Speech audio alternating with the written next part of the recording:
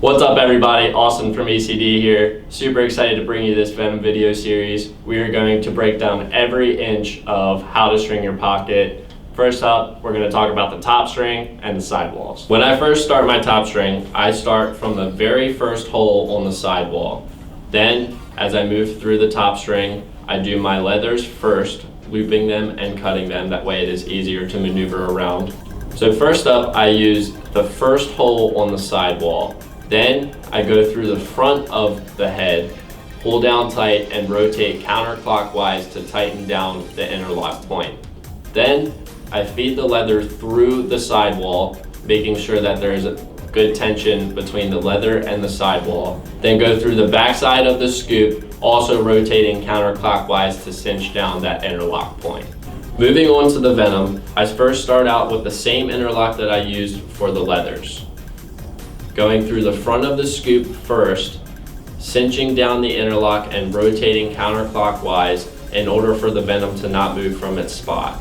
Then I go up through the knuckle of the Venom piece, which is the outside bar, go through the backside of the scoop and through the hole, and also rotate counterclockwise to cinch down the Venom.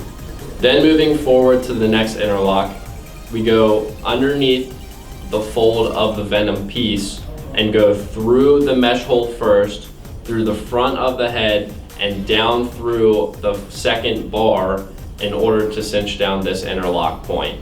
Be sure to go to the outside of the knuckle for the second interlock in order for your Venom to lay nicely in your pocket. For the second leather, just repeat the first leather steps as I said before.